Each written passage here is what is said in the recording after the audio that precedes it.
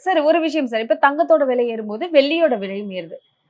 சில பேர் வந்துட்டு இப்ப தங்கத்துல போட்டு அழகு பார்க்க முடியலைனாலும், காப்பர் இந்த கவரிங் சொல்றாங்கல்ல, அதுல காப்பர்ல அ நெறைய ஜுவல்ஸ் எல்லாம் வாங்குறாங்க. விக்கிற நகைகள்னே சொல்லலாம். அதெல்லாம் அதோட விலையும் அதிகமாயிருக்கு. ஸோ அதுக்கும் தங்கம் விலை அதிகமாகுறதுக்கும் சம்பந்தம் இருக்கா சார்? இருக்கு, இருக்கு, இருக்கு. ஏன்னா எப்பயுமே கோல்டு, சில்வர், காப்பர், அந்த அலைட் ப்ராடக்ட் இதனுடைய சார்ந்து இருக்கிற விஷயங்கள் எல்லாமே ஒண்ணு போல வரும். ஏன்னா தங்கத்தால ஒரு அணிகலன் செய்றோம்னா, அதுக்கு வெள்ளியும் உபயோகப்படுது, ஆ.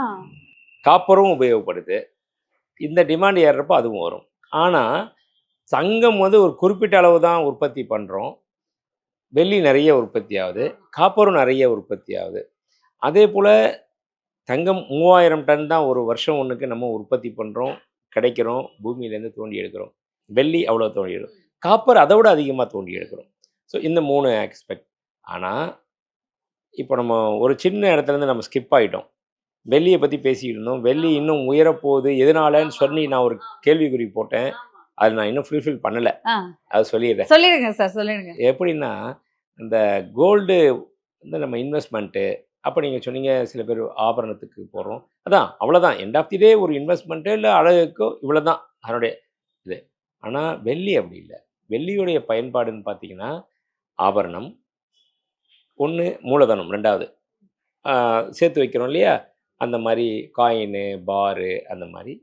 3வது வீட்டு உபயோகப் பொருட்கள், பூஜை பொருட்கள்.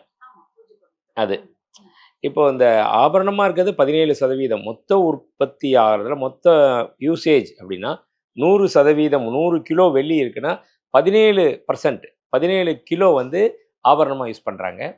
மீதி 17 கிலோ வந்து சேவிங்ஸ் பாரு, காயின் அப்படி யூஸ் பண்றாங்க. அப்புறம் ஒரு 4% பூஜை பொருட்கள். அந்த மாரி விளக்கு, காமாட்சி விளக்கு, குத்து விளக்கு, டம்ளரு, சாப்பிடுற தட்டு. 4 கிலோ 4% பண்ணாங்க. ஆக மொத்தம் 38%.